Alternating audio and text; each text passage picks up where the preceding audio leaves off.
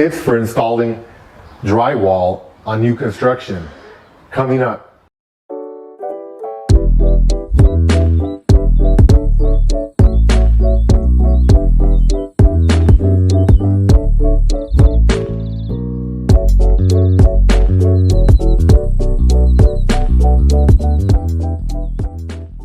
Hi everyone, this is Dr. Ernesto from AttaBoyCowBoy, and this channel we give you health and wealth tips to help you be more successful. Now we're drywalling this huge building. It's about 3,400 square feet, and I just want to give you some tips on things that we learned in case you're about to start on a drywall project yourself. So let me give you a tour and give you some tips. So here's the drywall. We just finished it up, and I just want to go over some of the key points.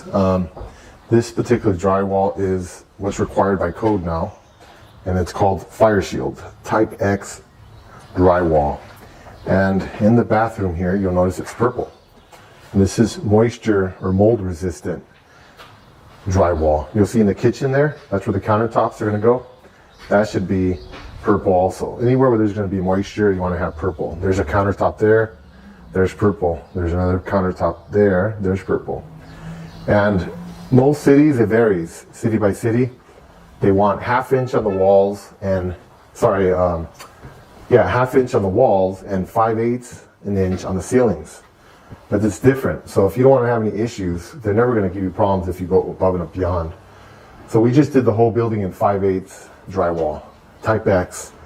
That just makes it easier, so you don't have to be sifting between different types of drywall. Otherwise, you're going to waste a lot of time on that. So, and it does help with the soundproofing. So I recommend just do the Type X and 5/8 throughout the whole building. Now you'll see the screws here.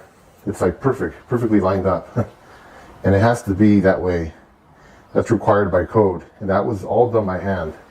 And I'll mention this again later, but you know, it really isn't worth it if you're gonna do a big project to have your crew do drywall. It's just better to hire someone that specializes in drywall. Here's one in the bathroom, so it's purple.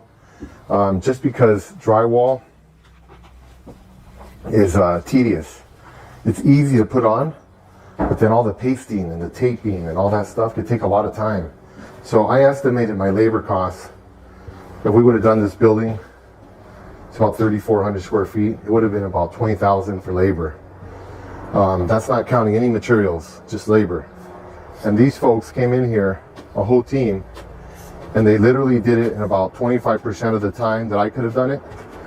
And they did it for just about $13,000, just under $13,000. So they did it for less money, and they did it way faster.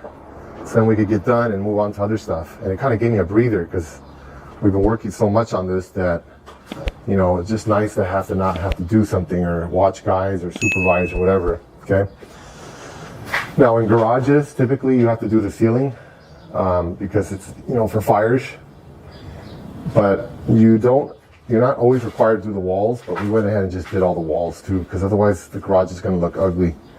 And you don't have to do the purple in the garage, even though it's open. We went ahead and we just did the regular. It's not required to do the moisture resistant.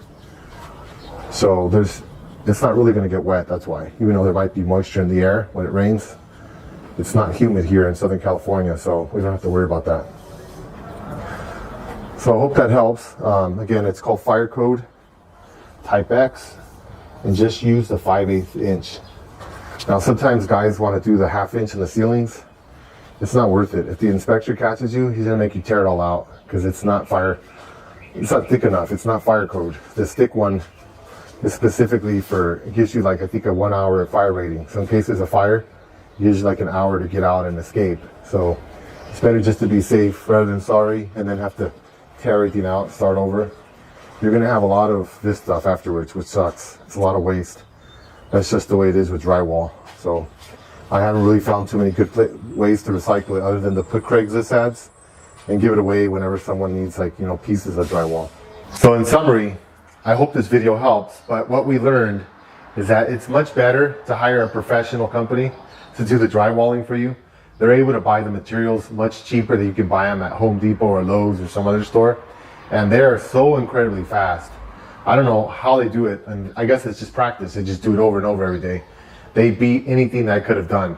On this particular project, I was estimating about 20,000 in labor Labor alone, not materials.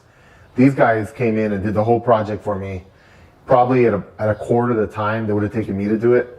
And they came in at a little over $12,000. We'll say $13,000. So I would have spent $12,000. I would have had to be tied up here, watching over workers, telling people what to do, all this other stuff. Or I just handed it to somebody else, paid them 13 grand, and they knocked the whole project out for me. So, as I mentioned in the other video, in this particular scenario, insulation, drywall, don't do it. Hire someone to do it for you. It'll be much cheaper, and you'll get a better job. Thank you again for listening.